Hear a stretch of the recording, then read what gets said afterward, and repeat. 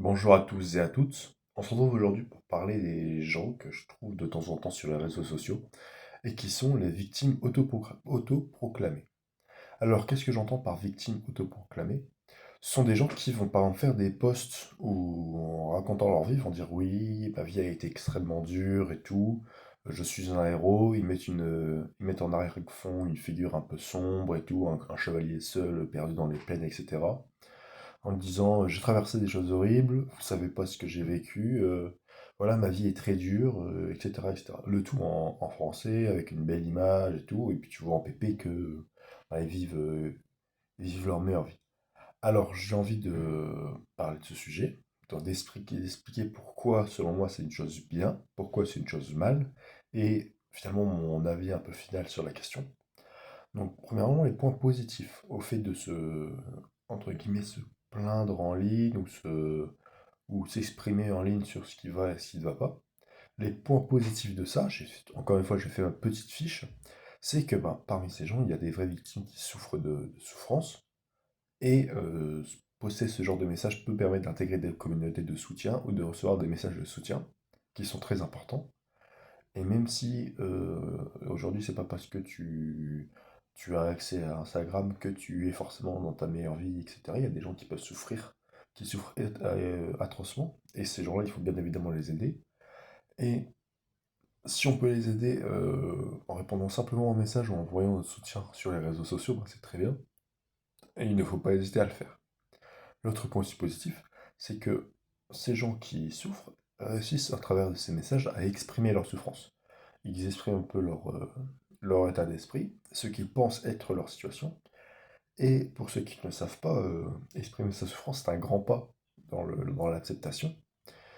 Il vaut beaucoup mieux exprimer sa souffrance au travers d'un message plutôt que de l'exprimer au travers de coups, de blessures portées à soi ou à autrui, qui sont généralement les mêmes choses. Donc mieux vaut l'exprimer verbalement que physiquement, parce que ça a des conséquences un peu moindres, et le message est tout aussi important, et tout aussi nécessaire de l'entendre, ce message. Le troisième point qui pour moi est positif, c'est que ces gens essaient de s'améliorer, en disant je ferai en sorte que jamais mon enfant ne vive la même situation que moi, etc. Bon, c'est un peu pompeux, mais au moins il y a une volonté d'amélioration, etc., qui est ce qu'on a du mal à retrouver chez certaines personnes qui souffrent, parce qu'ils sont tellement enfermés dans la souffrance que c'est très complexe. Donc voilà, c'est le troisième gros point positif pour moi, c'est que ces gens, en s'exprimant sur leur souffrance, essayent déjà d'avoir de l'aide, et ensuite de mettre le doigt dessus pour ensuite s'améliorer. Et ça leur permet d'intégrer des communautés, etc., qui peuvent apporter un soutien énorme, donc c'est très bien. Mais je vous avoue, c'est pas pour tous ces points positifs que je fais cette vidéo, c'est plus pour les points négatifs. Parce que pour moi, on entre encore dans la vision de l'enfant qui crie au loup, en fait. À force, si on va sur les réseaux aujourd'hui, j'ai l'impression que tous les gens de mon âge, ou peut-être un peu plus âgés ou peut-être un peu plus jeunes, ont tous au moins mis une fois une musique, une photo en noir et blanc avec une musique triste en fond, en mode je souffre, aidez-moi, etc., etc. Alors ça sert juste à invisibiliser les gens qui souffrent vraiment et qui ont vraiment besoin d'aide. Donc je trouve ça très dommage qu'on se retrouve dans ce genre de situation où c'est tellement devenu la norme de se plaindre sur les réseaux qu'en fait on ne voit plus ceux qui ont vraiment besoin d'aide, mais parmi eux il y a des gens qui sont juste là pour attirer l'attention sur eux, juste là parce que c'est la mode. Et je vous avoue, moi, voir une photo d'un chevalier classe au milieu d'un champ avec une citation philosophique en mode le monde ne me comprendra jamais, mais moi j'essaie de comprendre le monde, bah, c'est stylé, moi aussi j'ai envie de le faire. Mais je pense qu'il faut éviter de le faire parce qu'il y a des gens qui se servent justement de ces moyens pour exprimer leur douleur et et qu'on les rend invisibles, ces gens-là. Voilà. Le deuxième point, c'est que pour moi, ce genre d'image n'est pas toujours justifié. Alors attention, je dis justifié, qui suis-je pour savoir ce qui est justifié ou pas dans la vie émotionnelle de quelqu'un? Donc bien évidemment, je ne peux pas savoir si c'est justifié ou pas pour tous ceux qui sont postés, et j'essaie de partir du principe que c'est justifié. Mais parfois, j'entends des amis à moi qui sont dans une très bonne situation, qui sont très bien dans leur tête, etc., qui vont volontairement aller sur ce genre de page pour, entre guillemets, pleurer un bon coup, etc. Et ça, je ne sais pas si c'est forcément la meilleure des solutions, parce que si vous voulez pleurer un bon coup, ben, vous pouvez aller regarder un film d'amour, ça marche très bien aussi. Et je pense que la mise en avant de ce genre de contenu, qui est très utile pour ceux qui le mettent en avant pour recevoir de l'aide, mais certaines personnes qui ne sont pas en mesure de les aider reçoivent aussi ce genre de contenu. Et ils peuvent se dire, oh, je comprends tellement ce chevalier sombre au milieu de la campagne, franchement je suis comme lui, je vais commencer à le retweeter, je vais le mettre en photo de profil, et puis ce sera toute ma personnalité à partir de maintenant. Et franchement, je trouve que c'est du gâchis. Je trouve que c'est très dommage de, entre guillemets, de forcer les gens. Pas de forcer, parce que bien évidemment, personne ne force rien, ce sont tous des gens responsables, etc. Mais disons que si moi demain, je suis dans une société où je ne vois aucun message de tristesse, etc. Mais je sais qu'il y a des gens tristes. Et ben si j'ai envie d'aller aider les gens tristes, je le peux. Si je ne le veux pas, j'y vais pas.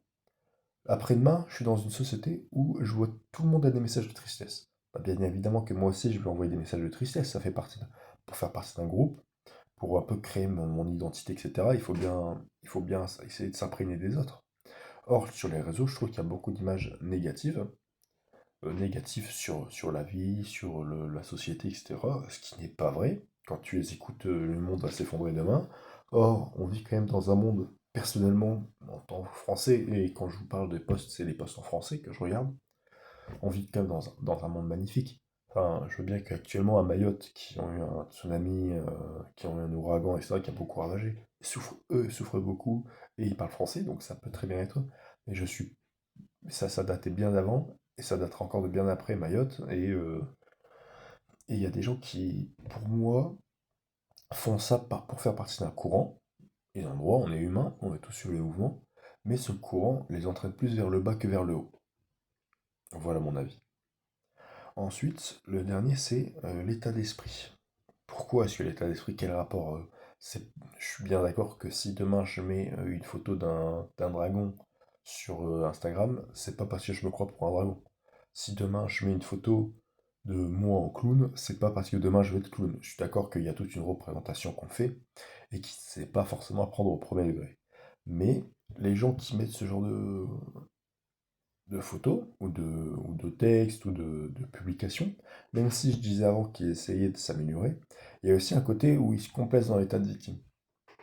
Et bien évidemment, ça dépend. Si l'objectif est de dire 2025, je n'aurai plus le cœur brisé, je n'aurai plus ci, je n'aurai plus ça, je vais me concentrer et tout, je vais devenir meilleur, tant mieux pour toi. Parfait.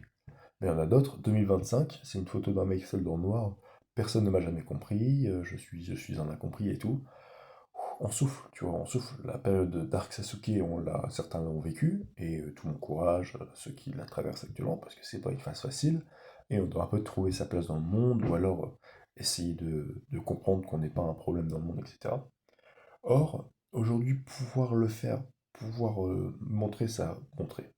pou- on a tout à fait le droit de montrer sa face Sasuke, mais je veux dire, publier et rester sur les publications de face Sasuke, dans un groupe où tout le monde est en mode face Sasuke, et ben ça empêche les gens de sortir. Et de la même manière que l'algorithme nous met toujours en lien avec des gens qui sont d'accord avec nous, si demain je suis chrétien, j'aurai un algorithme qui met en avant Jésus. C'est logique. Si demain je mets que des photos de chevaliers tristes au milieu d'une plaine en train de pleurer avec une citation qui dit personne ne me comprend, ben j'aurai que des citations de personne ne me comprend. Et ça entraîne un cercle vicieux qui pour moi n'est pas souhaitable. Alors, pour finir la vidéo, je pense que c'est de très bons messages pour ceux qui souffrent vraiment. Donc si vous avez besoin d'aide, etc., plutôt qu'aller vous faire mal ou faire mal aux autres pour attirer l'attention, envoyez des messages sur Instagram, des publications, etc. Parce que déjà, de un, les dessins sont généralement magnifiques, de chevaliers, etc. Et ensuite, ça vous permet de recevoir des commentaires ou de pouvoir intégrer certains groupes de soutien qui sont très positifs pour vous, et je vous conseille. Mais si vous n'êtes pas dans cette catégorie, si vous faites ça pour suivre le mouvement ou parce que voilà, vous vous ennuyez, vous vous dites ah ouais franchement trop stylé Dark Sasuke et tout, vas-y je vais faire une publication comme ça. Bah non en fait parce que ça va vous entraîner, je pense plus vers le bas que vers le haut, et ça peut vous entraîner vers un monde très dur qui est le monde de la tristesse. J'utilise un peu un terme enfantin mais j'ai pas forcément envie de dire dépression parce que c'est un terme très dur, donc je vais plus dire monde de la tristesse. Voilà.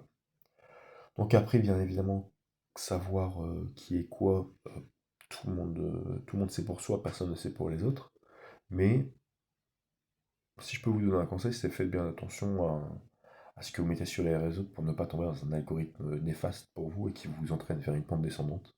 Utilisez plutôt cet algorithme pour essayer de trouver du soutien autour de vous si vous en avez besoin. Sur ce, excusez-moi. Sur ce, je vous laisse et on se dit à la prochaine. Bye.